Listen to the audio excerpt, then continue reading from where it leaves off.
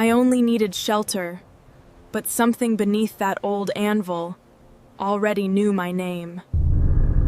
No room, no family, no safe address, just a canvas grocery sack and $4 she had hidden inside the hem of her winter coat. And with that $4, she bought a forgotten wrought-iron Firescreen forge beyond Charleston County, South Carolina, erased from tax maps in 1987. Half the roof sagged over the chimney. The frozen bellows had split along one seam. The county condemned it on October 12, 2023, with demolition planned for the first dry week of spring.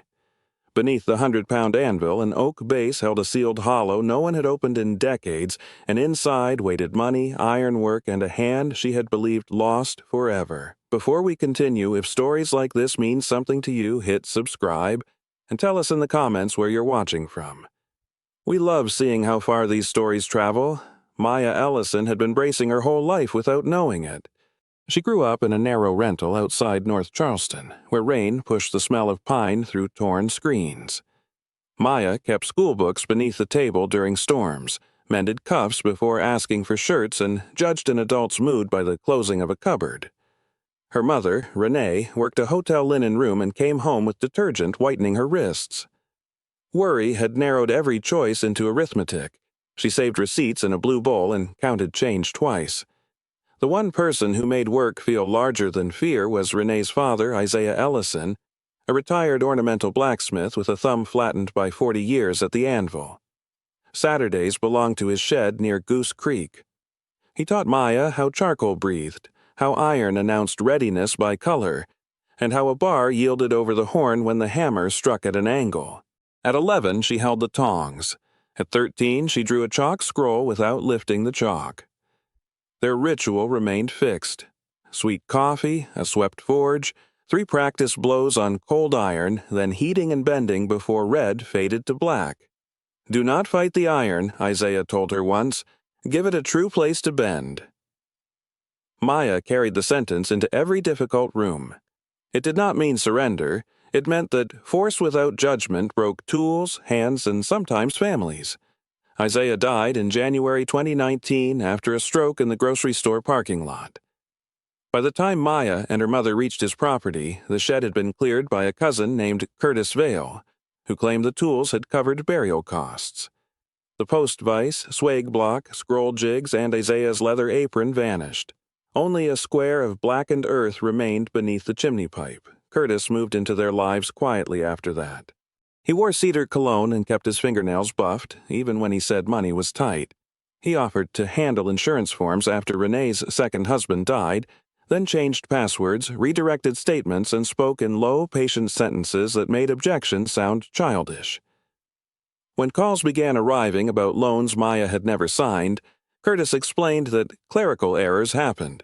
3 weeks later, he disappeared. His phone was dead. The debts were not. The eviction came on March 4, 2023. A deputy stood in the doorway while a man from the finance company rolled yellow tape around the porch rail. Maya held Isaiah's chipped coffee cup, the only object she had taken before boxes began moving. Renee sat on the sofa with both hands beneath her thighs, looking at the carpet.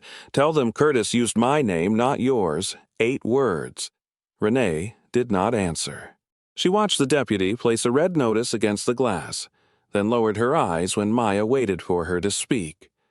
That silence did what the notices had not. Maya set the cup inside her grocery sack, walked past the taped rail, and did not look back. For 6 weeks, she traveled by whatever distance her money allowed. In Somerville, she slept behind a laundromat vent until the owner found her and quietly left. In Walterboro, she used an unlocked church vestibule, shoes beneath her head while rain ticked against stained glass. $27 became $19 after bus fare, then $11 after bread, apples, and aspirin. Outside Ravenel, she washed at a truck stop and dried her socks beneath the hand blower. She reached Charleston with $7.43. 2 nights under a King Street parking garage ended when guards began checking each level. At the Marion Square shelter, a retired nurse named Lottie gave her half a biscuit in wax paper and asked nothing. Maya kept the wrapper folded in her pocket. The advertisement appeared Thursday in the Charleston County Public Library, where Maya had gone for water, warmth, and a chair. At the bottom of a surplus sheet, beneath broken desks and culvert pipe, one line read, "Abandoned forge structure, tax title transfer. Cash bid. Minimum $4. Final disposition had been stamped above it in fading purple. She read the line 3 times. The address lay beyond the city, near a marsh road she knew only from Isaiah's stories about old iron gates and hand-riveted screens. At the reference desk, she asked for a pencil, copied the parcel number onto the back of Lottie's wax paper, and checked the bus route without calculating what she would eat afterward. At closing time, Maya stood beneath the library awning while rain silvered the pavement. She separated 4 $1 bills from the remaining money, folded them around the parcel number, and placed both inside Isaiah's cup. The next morning, she went to buy the condemned forge before anyone could decide $4 was too little to matter. The first bus carried Maya west before sunrise, its windows clouded by the breath of 6 passengers and a driver who drummed 2 fingers against the wheel at every red light. She rode as far as Hollywood, South Carolina, then stepped down beside Highway 162 with Isaiah's cup wrapped in her coat and $1.43 left in her pocket. The county map had shown 11 miles from the bus stop to the parcel. By noon, the distance felt longer. Her grocery sack rubbed a raw stripe across her shoulder, and wind pushed over the flat winter fields without meeting a hill or building. She walked until the light drained from the roadside ditches, then slept inside a hay barn with one wall open to the marsh. The temperature fell to 28 degrees. She lay between 2 square bales, knees against her chest, listening to mice work beneath the loose straw. At dawn, she followed the road into the town's short commercial strip.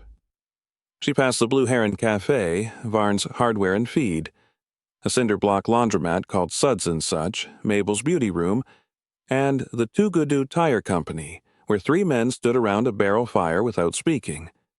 Each place had its lights on. None looked open to questions. The Charleston County clerk's satellite office occupied 2 rooms in a former savings bank beside the volunteer fire station. The brass night deposit slot remained in the wall, though someone had painted "closed" across it. Maya entered at 8:17, carrying the smell of hay and cold air. Behind the counter sat a woman with silver hair braided so tightly that it lifted the corners of her eyes. She wore a green cardigan buttoned at the throat and moved each document into alignment before touching the next. Her nameplate read, Mrs. Evelyn Pritchard, Deputy Clerk. "I came about parcel 41-7, Maya said. Mrs. Pritchard looked first at Maya's wet shoes, then at the canvas sack, and finally at the 4 bills laid upon the counter. "You understand there is no clear access road." "Yes, ma'am." "You understand the building has been condemned." "Yes, ma'am." "You understand the county provides no water, power, or sanitation." "Yes, ma'am." "You understand the demolition order transfers with the deed." "Yes, ma'am, Mrs. Pritchard removed her glasses and rubbed one lens against the cuff of her cardigan. "Most people stop me before the 3rd warning. I do not have another address." The clerk replaced her glasses. Something in her expression changed, though her voice remained exact. She unlocked a shallow drawer, took out a single-page quit-claim deed, and rolled the county's old brass stamp across a black ink pad. Its handle had worn smooth where other hands had pressed it through foreclosures, marriages, boundary disputes, and estates. Maya signed her full name in the space marked Grantee. The stamp came down with a measured knock. Mrs. Pritchard counted the $4, clipped them to the receipt, and gave Maya directions in pencil on the back of a tax envelope. Follow Too Goodoo Road south. Turn left at the abandoned packing shed with the blue roof. After the pavement ends, keep east for 9/10 of a mile. The property begins where the drainage ditch bends around 2 walnut trees. She slid the deed forward, but her hand stopped before releasing it. "Ellison," she said, "your family from Goose Creek? My grandfather was, what was his name? Isaiah Ellison." The clerk leaned back. The office heater clicked beneath the window. "I knew that name." She opened a cabinet and searched through a row of survey folders until she found one tied with cotton tape. Inside was a photograph of 3 men standing before an iron gate. The youngest was Isaiah, perhaps 30, one hand resting on a scroll of newly forged leaves. Mrs. Pritchard touched the edge of the photograph. He repaired the cemetery gates at St. James in 1986. Would not take the church's money until every hinge swung under its own weight.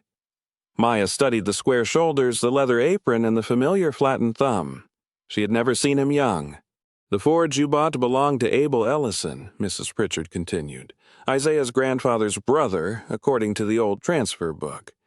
The parcel passed through taxes after the last owner died. I assumed the family had gone. So did I." Mrs. Pritchard removed the photograph, made a copy, and folded it inside the deed. "Your grandfather came here once, years ago. He asked whether the title could be recovered. He did not have the back taxes." Maya held the envelope without opening it. Isaiah had never mentioned the visit. At the door, Mrs. Pritchard called her back and offered one of the $4 bills. For the walk, the price was $4. The receipt has been issued. Maya shook her head. "Then it belongs to the county." For the first time, the clerk smiled. She placed the bill beneath the glass top of her desk rather than returning it to the drawer. The pavement narrowed after the last houses. Maya walked past cabbage fields, a Baptist cemetery, and a rusted cotton trailer settled axle-deep in mud. At the blue-roofed packing shed, a woman in rubber boots stood beside a mailbox painted with white cranes. She was broad through the shoulders and held a pruning saw against one hip. "You headed to the old screen shop?" she asked. Maya nodded. The woman looked at the deed envelope. "I'm Doris Bell. Cafe in town is mine. Dog's called Moses. He barks because silence makes him nervous." A red hound rose from beneath the porch and gave one solemn bark. "Does the road go through mostly?" Doris pointed with the saw. "Keep to the middle where the sand turns gray.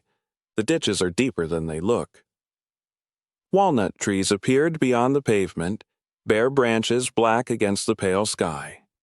Their fallen shells cracked beneath Maya's shoes. The road became two ruts divided by winter grass, then narrowed again where wax myrtle crowded the edges. Water flashed through the reeds on her right. Somewhere beyond them, a boat engine moved slowly toward the Stono River. The forge stood on a low rise above the marsh. It was larger than she had imagined, roughly 24 feet wide and 36 feet long, built of weathered cypress boards over a brick foundation. The front gable leaned slightly toward the road. Corrugated tin covered most of the roof, except where 3 missing sheets exposed black rafters. A square brick chimney rose from the rear wall, its upper courses loosened and pale with salt. Above the double doors hung a warped sign bearing the faint words, "Ellison Firescreens." Hand forged. Maya stayed outside until the wind pushed her forward. One door resisted, swollen at the bottom. She set down the sack, braced her shoulder against the planks, and felt the iron strap hinge shift a fraction. On the third push, the lower rail tore free of the mud with a wet sucking sound. Cold soot entered her mouth before she crossed the threshold. The front room held a scarred counter, 2 ladder-back chairs, and a narrow stove with its pipe disconnected. Dust lay thick enough to record the path of a raccoon from the back wall to an overturned bin. When Maya placed her hand on the counter, the wood felt damp and faintly greasy. The room smelled of mouse nesting, old rain, and something mineral beneath both. A doorway opened into the forge proper. Her first step disturbed a skin of rust on the floor. It rasped beneath her sole like dry sand. A pair of bent Firescreen frames leaned against the wall, their scrolls broken but still joined by square-headed rivets. The coal forge occupied the center beneath a hood gone orange with corrosion. When Maya touched the leather bellows, the seam opened with a soft sigh and released the odor of mildew and ancient charcoal. Then she saw the anvil. It stood near the rear window, 100 pounds of dark iron strapped to a waist-high oak block. The face was chipped. The horn carried pale scars where generations of hot bars had been turned. One corner of the wooden base had rotted, but the center remained broad, dense, and level. Maya laid both palms against it. The cold entered her fingers immediately. Beneath the rust and damp she caught the faint smell of scale, the brittle flakes thrown from iron under a hammer. She closed her eyes and heard Isaiah's shed. The scrape of tongs, the breath of the fire, 3 practice blows before work began. Outside, Moses barked once from far down the road. Maya searched the back room before dark. She found an empty cistern pump, a shelf of mouse-chewed ledgers, and a door leading to an outhouse whose roof had folded inward. There was no food, no lamp oil, and no bedding. She drank from the bottle filled at the clerk's office and ate the last crust saved from the library shelter. Night arrived early over the marsh. She swept one section of the front room floor with a bundle of dry reeds, spread her coat beneath her shoulders, and placed Isaiah's cup inside the grocery sack so it would not freeze against the boards. Through the damaged roof, a narrow blade of moonlight crossed the room and rested upon the old anvil. The building creaked as the temperature fell, not with one sound but many, nails drawing against timber, loose tin lifting in the wind, a shutter tapping twice and waiting. Maya listened until she could tell the roof from the walls and the walls from the walnut branches brushing the north corner. Nothing in the forge offered comfort, yet for the first time in 6 weeks every sound around her belonged to a place she was legally allowed to remain. In the fiercest fire of life, the strongest screen is shaped by patient bending and the refusal to retreat. For the first 3 days, Maya learned the property by necessity. The well stood 30 yards behind the forge beneath a collapsed cedar cover. She tied a rusted bucket to clothesline found in the front room, lowered it until the rope went slack, then drew up water clouded with sand and 2 pale beetles. After boiling, it tasted faintly of iron but did not sicken her. The outhouse required a plank across one broken joist and a tarpaulin over the folded roof. At night, she memorized the floor. One board groaned near the counter, another clicked beside the stove, and 3 gave a soft descending complaint on the path to the back door. On the 4th morning, she walked into town with a list written on the reverse of the condemnation notice. Varn's hardware and feed smelled of seed grain, paraffin, and the bitter metal dust left by keys cut near the register. Rows of wooden drawers climbed the walls behind a counter polished by elbows. The owner, Walter Varn, had 1 white eyebrow and 1 brown, which made him appear doubtful even when he was agreeing. He read Maya's list without asking where she lived. "You're the Ellison girl at the old screen shop." "Yes, sir." "Cash not enough." He tapped the pencil against the paper. "I do not extend credit to strangers." Maya folded the list once. "Then I'll come back when I can pay." Walter watched her place the pencil beside the register. "Your grandfather sharpened my father's plowshares every March. Never charged for the first one, he opened a ruled ledger beneath the counter and wrote Maya Ellison across a clean line. 30 days, small amounts, no tobacco, no sweets, and no foolishness. I do not smoke." That leaves 2 dangers. He supplied a chimney brush for $6.20, a 10-foot section of fiberglass rod for $4.80, work gloves for $3.50, a pound of masonry nails for $2.25, and a small bag of stove cement for $5. He added an old booklet titled Repairs for the Rural Home, its cover curled from water. "That one's free," he said. "The advice is worth what you paid, but some of it works." Maya carried the bundle back along Tugudu Road with the brushed bristles against her shoulder. She began with the chimney because every page in the booklet said, "Fire required a clear path before it required fuel." The disconnected stovepipe came away after she loosened 2 rusted screws with the edge of Isaiah's cup handle. Behind it, the thimble was packed with soot, twigs, and the gray husks of wasps. She laid a canvas feed sack beneath the opening, climbed onto the roof through the missing tin, and lowered the brush from above. The first pass stopped 6 feet down. She twisted the rod clockwise, never backward, because the threaded joints might loosen inside the flue. The obstruction shifted by inches. Black creosote flakes began falling into the stoveroom, some dry and brittle, others glazed like burnt sugar. She worked from roof to floor, adding the rod section, withdrawing the brush, and repeating until her shoulders shook.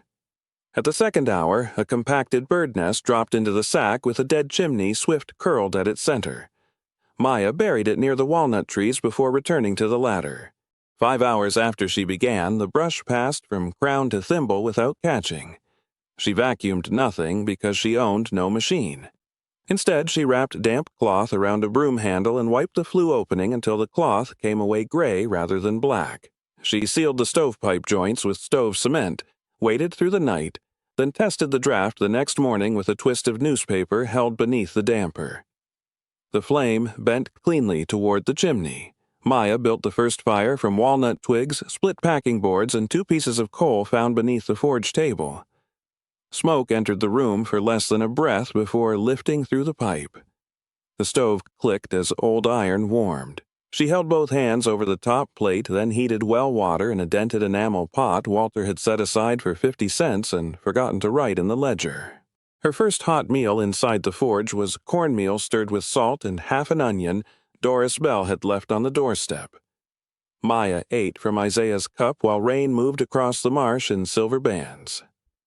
Afterward, she returned to the workroom. The room had preserved only what had been too heavy, too damaged, or too ordinary to steal. A leg vise remained bolted to a post, its screw frozen but complete. Beneath the forge lay two scrolling forks, one narrow and one broad, used to bend paired curves. A rivet header rested inside a drawer with 4 graduated holes blackened around their rims. There was a fire rake with a twisted handle, a broken hot-cut Hardy, a bundle of flat-iron straps wired together, and a perforated steel plate drilled with circles for sizing scroll ends. Against the rear wall stood 3 unfinished fire screens. Their wire mesh had rusted through, but the frames revealed the old sequence of work: opposing S-scrolls, collars wrapped hot around the joints, and square rivets upset from the back. No electric weld marks interrupted the surfaces. Each connection had been made by heat, fit, and hammer. Maya spent a day moving debris without disturbing the arrangement of tools. She brushed rust from the anvil face with oil and a rag, then measured the oak base. It was 30 inches high, 26 wide, and broader at the bottom where the block had been hewn around the root flare of the tree. One side sounded wrong. She noticed it while tapping the base to dislodge mouse dirt. Most of the oak answered with a blunt, dense knock. Near the lower rear corner, the sound sharpened. Maya tapped again with the wooden handle of the chimney brush, dense, hollow. She knelt and examined the grain.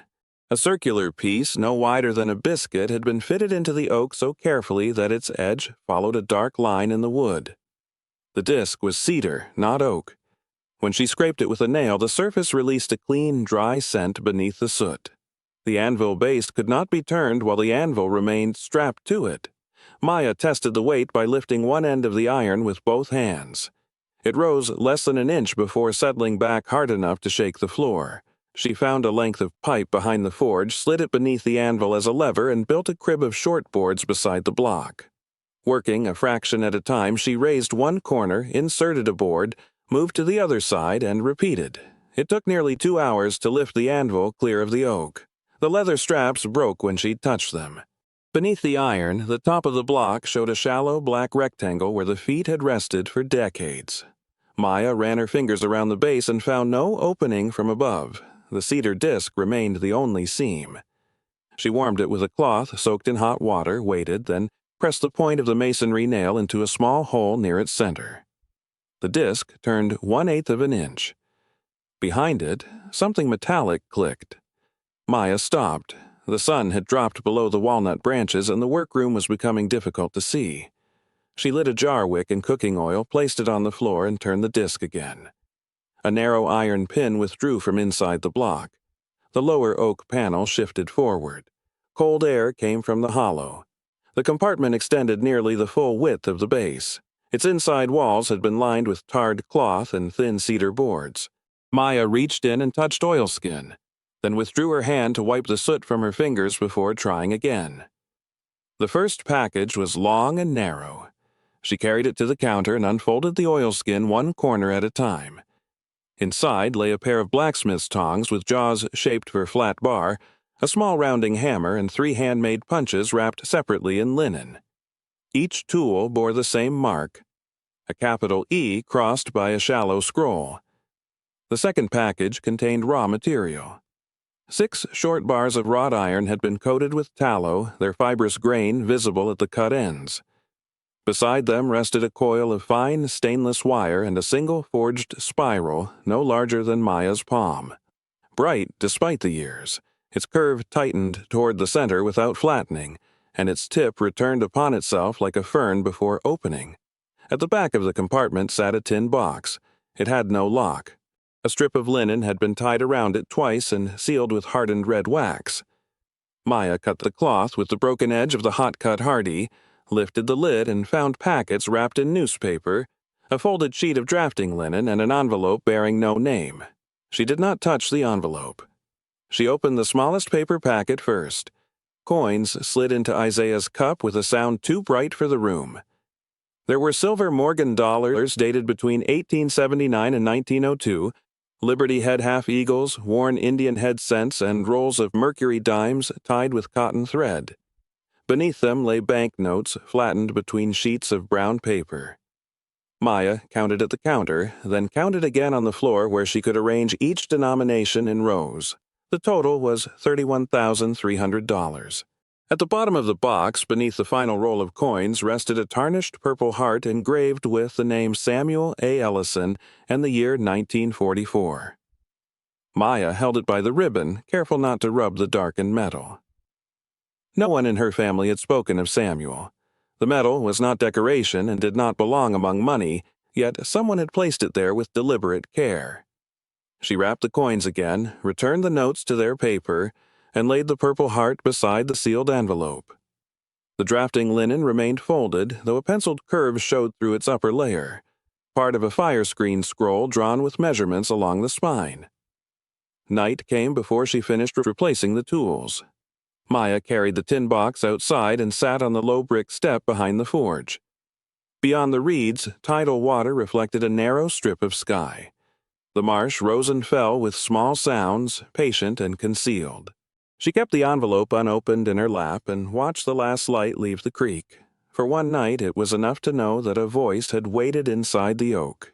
In the fiercest fire of life, the strongest screen is shaped by patient bending and the refusal to retreat.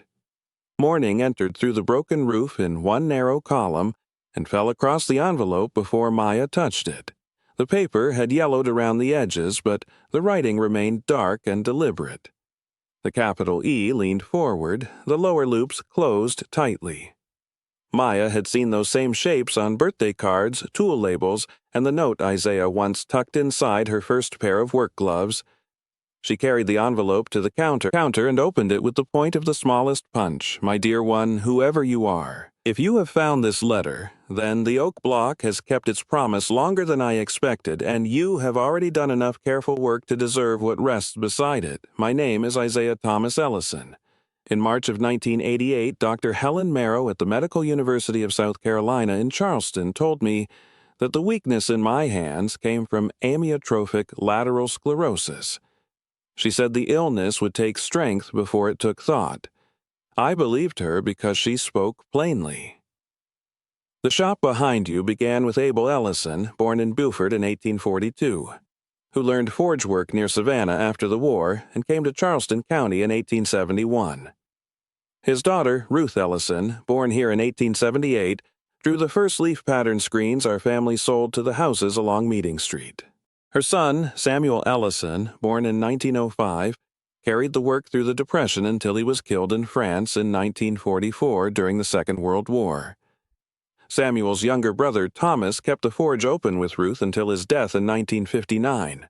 I was Thomas's grandson, and I closed the trade on October 17, 1956, though I spent another 32 years trying to understand whether closing a door was the same as ending what stood behind it. It is not. The money is not a prize. It came from repaired gates, stove grates, cemetery hinges, and fire screens made one rivet at a time. Use only what keeps the property standing and your hands working. Money lasts longer when it remembers the labor that earned it. The drawing is for a screen that survives heat without tearing at the joints. Use flat wrought iron no thinner than 3/16 of an inch. Bring it to a bright orange heat near 1700 degrees before drawing the first curve. For every 3 inches of outer scroll, allow 1 inch of relief in the return so expansion has somewhere to travel. Punch rivet holes while the bar still shows red at the edges and upset the rivets in 2 heats, not 1. If you force the final bend after the iron falls below a dull red, it will remember the insult and crack later where no one can see. The small stainless spiral is not part of a screen. It is a reminder. I made it when my hands first began to fail. The curve is uneven. Keep it that way. Inheritance is not what another person leaves in a box. It is the work they trusted someone else to continue honestly. You owe me no monument, no family loyalty, and no obedience. Repair what can be repaired. Refuse what should not be carried. Leave the tools sharper than you found them. I lost my brother Daniel in Korea in 1951. After that, I spent years believing survival made a man responsible for every absence. It does not. The dead ask less of us than the living do. They ask only that we do not waste what remains. If you are frightened, begin with the chimney. If you are hungry, buy food before iron. If you are alone, keep the front door unlatched during daylight. Someone decent may be looking for a place to set down a paper bag. The house is not empty. It has been waiting. You are welcome here. Isaiah Thomas, Ellison, April 9, 1988. Maya read the letter twice. The second time, she moved her finger beneath each line as though following a cut marked on steel. When she finished, she folded the pages along their original creases, returned them to the envelope, and pressed the flap flat without sealing it. Behind the forge, the winter grass bent toward the creek. The letter had mentioned a marker. Maya followed the rear foundation until she reached the chimney corner, where 3 bricks formed a shallow ledge beneath the lowest timber. On the underside of the center brick, nearly hidden by lichen, someone had carved the crossed E and scroll found on the tools. She loosened the brick with both hands. Behind it rested a narrow iron tube wrapped in waxed cloth. Inside was a single drawing compass, its forged legs joined by a hand-cut screw. One point was worn bright, the other carried a trace of blue chalk. Maya brought it indoors and set it beside the drafting linen. She cleaned the old jar lamp, replaced the short wick with cotton pulled from the lining of her coat, and filled the base with the last spoonful of cooking oil. Then she lit it and placed the compass where the flame could touch the iron with a soft amber reflection. The room did not change. The roof remained open. The floor remained cold. Still, the tools no longer looked abandoned. Lottie's biscuit wrapper lay folded in Maya's pocket. Mrs. Pritchard had copied a photograph without asking for payment. Walter Varn had opened a ledger to a stranger. Doris Bell had left an onion on a doorstep she had no reason to visit. Each kindness had been small enough to refuse notice and useful enough to keep a person moving. Before this story goes on, think of one small kindness someone once gave you when they did not have to. Perhaps it was a meal, a ride, a dry coat, or a door held open longer than expected. Tell us about that person in the comments and let their name travel a little farther. That night, Maya wrapped the tongs, punches, compass, spiral, metal, and letter in the dry half of her coat. She placed the bundle beside her shoulder, within reach but not beneath her head. The stove gave off the last of its heat. For the first time since leaving home, she slept without gripping her shoes. The first snow came on December 2nd, 3 inches of wet white laid across the corrugated roof and the walnut roots before sunrise. Maya read the roofing chapter in Walter's booklet 3 times, once beside the stove, once beneath the damaged rafters, and once outside with the roof measured in pencil on the margin. The main slope was 24 by 19 feet on each side. Allowing for overlap and waste, she calculated 14 bundles of 3-tab shingles, 2 rolls of 15-pound felt, and 22 pounds of galvanized roofing nails. Walter inspected the figures and said only, "You forgot the ridge." She added 1 bundle. Before she left, he placed a roofing hatchet on the counter. The leather grip had darkened nearly black, and one cheek carried the initials CV. "My brother's," Walter said. "He will not ask for it back." The following morning, an elderly man arrived at the forge in canvas overalls and a wool cap patched at one ear.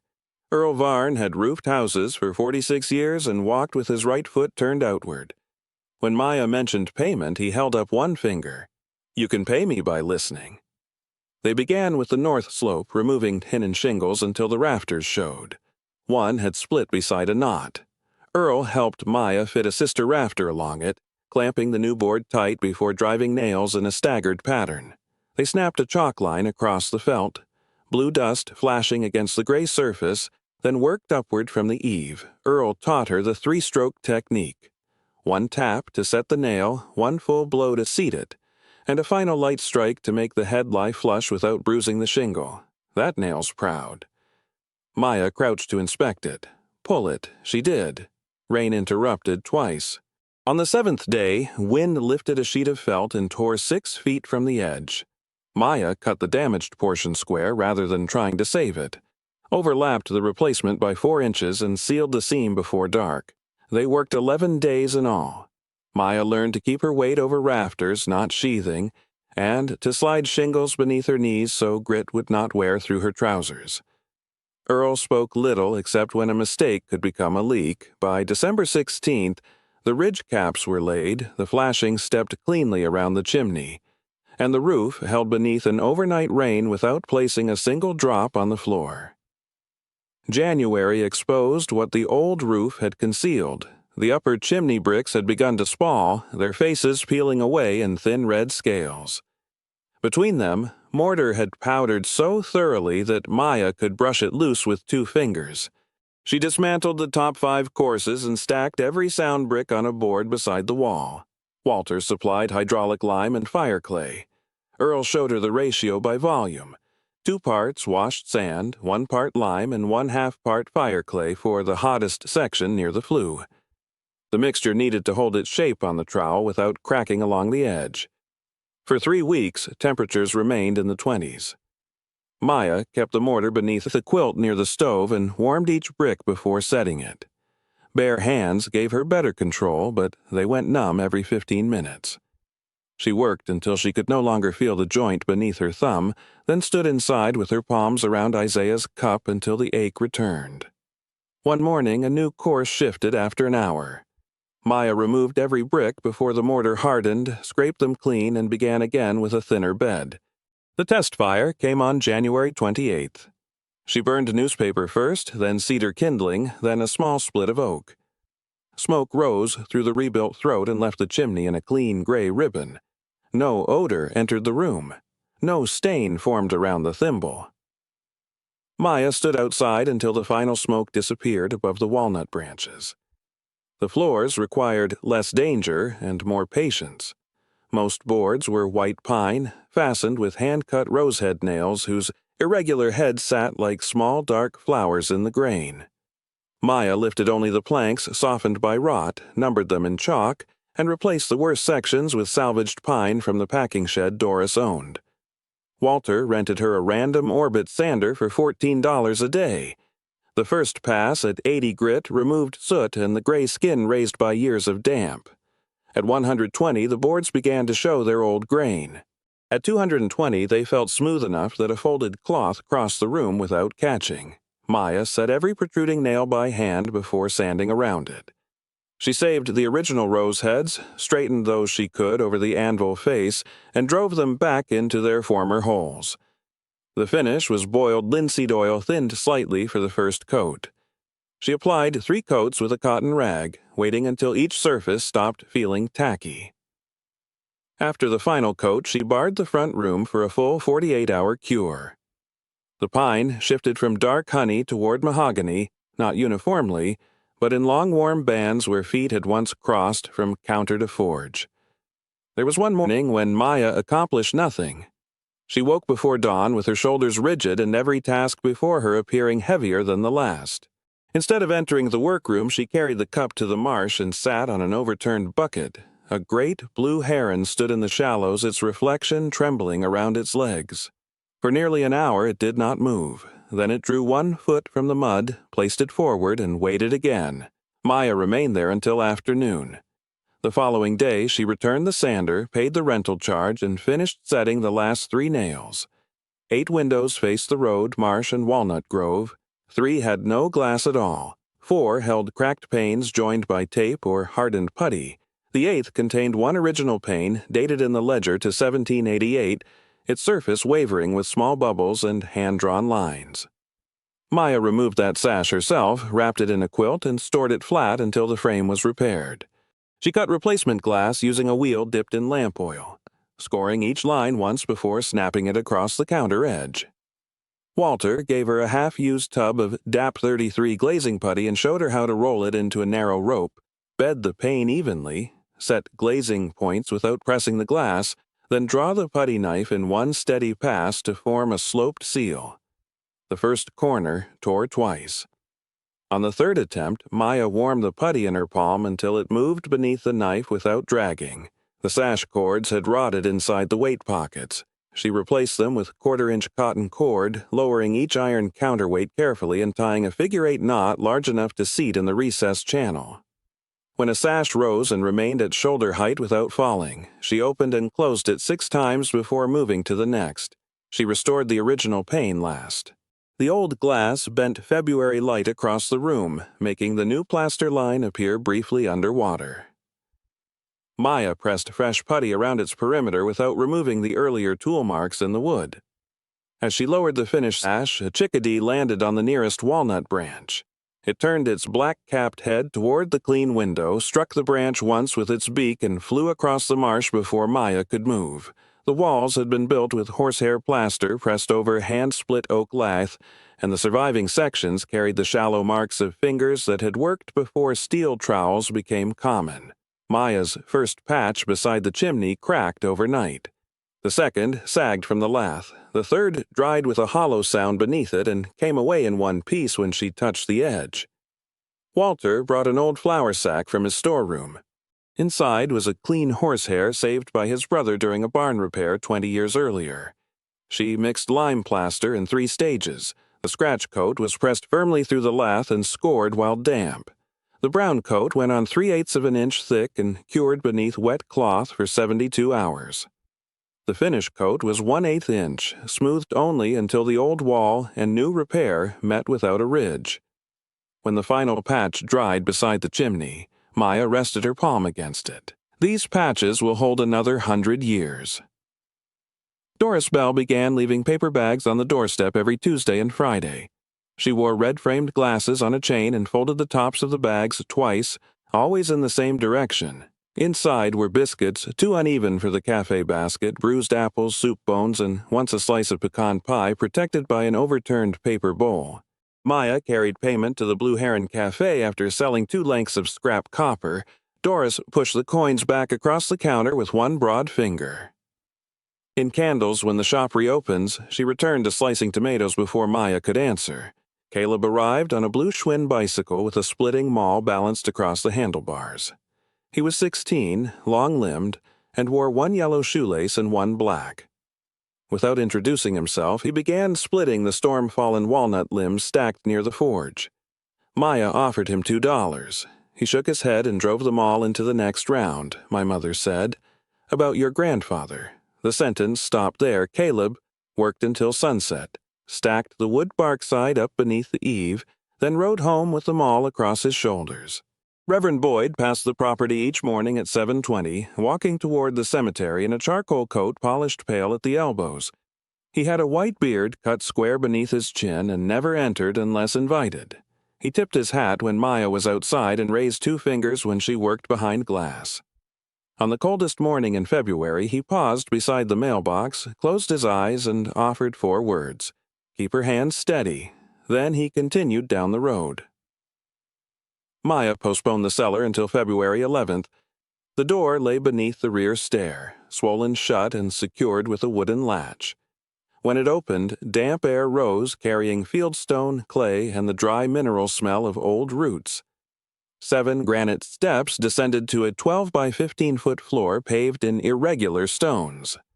Maya swept each tread before putting her full weight on it. At the center of the cellar rested a dressed granite slab nearly 4 feet long. A crossed E and scroll had been carved into its surface. She did not lift it. Isaiah's letter had asked for care, not hunger. Under the 3rd step, she'd found a small oak box wedged behind a loose stone. Inside lay a brass key whose bow had been shaped into 2 opposing iron scrolls. Beneath it was a tintype dated 1903. The photograph showed a young woman outside the forge, one boot resting on the threshold. She held a scrolling fork in her left hand and wore a leather apron over a pale dress. Her jaw, eyes, and direct way of facing the camera belonged so plainly to Maya that she'd placed the tintype on the step and walked once around the cellar before looking again. On the back, written in faded ink, were the words Ruth Ellison, daughter of Abel, age 25, summer of 1903. Maya carried the photograph upstairs and set it beside Isaiah's letter. The brass key went on the mantel above the stove. She tried it in the front door, the tin box, the ledger cabinet, and the old desk. It opened none of them. Snow retreated into the ditches by the middle of March. The creek grew loud with rainwater, and pale walnut catkins hung from the branches like narrow tassels. Maya repaired the forge table, cleaned the leg vise, and sorted iron by thickness. She did not attempt a complete Firescreen that spring. Isaiah's drawing demanded judgment she had not yet earned. Instead, she chose one mercury dime from the cache and exchanged it for short lengths of flat bar, coal, and rivet stock. She practiced drawing tapers, bending matched curves over the horn and punching holes while the metal still held red at the edges. Most samples twisted, two cracked. One pair of scrolls nearly matched. She hung them above the counter without shame. The house was patient, so was she. 2 winters later, in December 2024, Maya completed her first full Firescreen. She began with 3/16-inch wrought-iron bar and worked from Isaiah's drawing, though she changed the lower feet to make them steadier on uneven brick hearths. Each outer scroll was bent at bright orange heat. She allowed relief in the returns, punched the rivet holes before the red left the edges, and upset every rivet in 2 heats. The first frame pulled out of square during assembly. Maya reheated one corner, placed it across the anvil face, and corrected it with 6 deliberate blows. She fitted woven wire behind the scrollwork, folded the retaining tabs by hand, and brushed the finished iron while it was still warm. At the center, she riveted the small stainless spiral Isaiah had made after his hands began to fail. It remained uneven. The restored interior held no polished perfection. The white pine floor still showed dark scars beneath the oil. Old tool marks remained around the preserved window, and one brick in the chimney sat a fraction deeper than the others. The forge hood had been cleaned but not painted. On the walls hung repaired tongs, scrolling forks, paper patterns, and the photograph of Ruth Ellison at 25. The brass key stayed on the mantel until the following spring. A late storm split a limb from the oldest walnut tree beside the drainage ditch. Caleb, now broader through the shoulders, came to help cut it away. When Maya cleared leaves and rotten bark from the trunk, she found a narrow iron plate set into the wood at knee height. Its keyhole was shaped like a stem between 2 curls. The brass key turned once. Behind the plate was a cavity lined with sheet copper. Inside rested a folded 48-star American flag, its fabric brittle at the creases and a note wrapped in oilcloth. The handwriting belonged to Ruth. June 18th, 1918, my dear one, whoever you are. Samuel has gone to Camp Jackson, and every train whistle sounds different now. His father says the war will be over before the walnut bears again, but men speak firmly when they are afraid. I have placed this flag here because the house must keep something that has not yet been asked to serve. If Samuel returns, we will unfold it together. If he does not, let it remain unburned and unclaimed until someone understands that a flag can honor the living without concealing what war costs them. The forge is quiet today. I shaped 4 screen feet and ruined 3. The 4th stands level. That is enough work for one morning. Ruth Ellison. The date did not match the Purple Heart. Samuel had survived the First World War, returned to Charleston County, and later lost his life in France during the Second. The folded flag had waded through both wars, through the closing of the trade, and through more than 30 years when no hammer sounded inside the building. Maya did not hang it. She placed the flag in an archival box supplied by Mrs. Pritchard and kept Ruth's note beside Isaiah's. On Memorial Day, May 27, 2024, she carried Samuel's Purple Heart to Magnolia Cemetery in Charleston, where Reverend Boyd helped locate the Ellison family plot beneath a live oak. There was no ceremony. Maya cleaned the marker with water and a soft brush, placed the metal against the stone for 1 hour, and sat nearby while wind moved through the Spanish moss. The cache remained almost whole. Maya used 1 mercury dime for her first practice iron, 1 Indian had sent to buy a replacement handle for the forge rake, and 2 worn silver dollars when the well pump failed during a week of hard frost. She sold no gold coins and carried no banknotes into town. After repairing the oak anvil base, she lined the hollow with fresh cedar and tarred cloth. The money returned to the compartment with the drafting linen, a record of every amount used, and 1 sentence written in Maya's hand, for the next one who comes carefully. She sealed the cedar disc but did not disguise it completely. A person who listened would hear the difference. The shop reopened without an announcement. Doris pinned an index card to the corkboard beside the cafe register. It read, "Hand-forged fireplace screens. Repairs accepted. Ask Doris for Maya." The first order came from a retired schoolteacher whose screen had lost 2 rivets. The second was for a small grate repair. By autumn, the mailing list in the shop ledger held 43 names, most written in Doris's handwriting and several crossed out after the owners decided they could wait until spring. Maya accepted only work she could complete without rushing. The forge opened 3 mornings a week. Afternoons belonged to repairs on the property, drawing patterns, and practicing leaves that still grew too thick at the stems. Caleb returned one Saturday carrying a sign wrapped in an army blanket. He had carved it from a walnut board salvaged after the storm. The upper line followed the wording of the old sign. Ellison, fire screens below it. In smaller letters he had carved, "Daughters." Maya ran one thumb through the fresh grooves. "There's only been one daughter here lately." Caleb leaned the sign against the counter. His mismatched shoelaces had been replaced by work boots dusted with sawdust. "Ruth counts," he said. He lifted the sign while Maya marked the mounting holes. They hung it beneath the original weathered board, leaving both visible. The older sign named what had survived. The new one left room for someone not yet known. That evening, after the forge cooled, Maya opened a clean sheet of paper. She sharpened a pencil with Isaiah's recovered knife and set Ruth's tintype above the page. The first line came easily. "My dear one, whoever you are." She wrote about the roof dimensions, the chimney mortar, the old pane from 1788, and the exact shelf where a future worker could find dry lamp wicks. She explained that Walter's account had been repaid, that Doris preferred beeswax candles, and that the third cellar step should be lifted from its left edge. She did not write about betrayal. She did not name Curtis or explain her mother's silence. Those things had been part of her life, but they did not deserve storage beneath the anvil. Instead, she described the first scroll that matched its partner in the morning the restored chimney drew clean.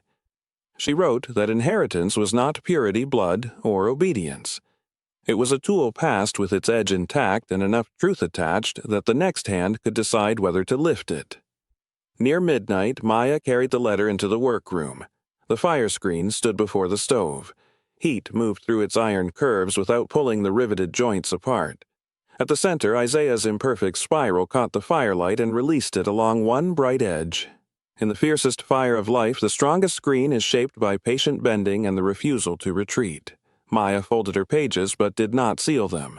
There would be more winters, more repairs, and instructions she had not yet learned enough to give. Outside, the marsh withdrew beneath the moon. The walnut branches touched the roof without finding a loose sheet of tin. The wrought-iron fire screen forge waits. It has always waited. In the county office, Mrs. Evelyn Pritchard kept the original $4 receipt beneath the glass top of her desk. Beside it lay one of Maya's bills, flattened but never spent. Its corners had softened, and the green ink had faded where years of sunlight crossed the counter each afternoon. When people asked why it was there, Mrs. Pritchard gave no explanation. She only placed one finger over the bill and said that some purchases cost exactly what a person has left.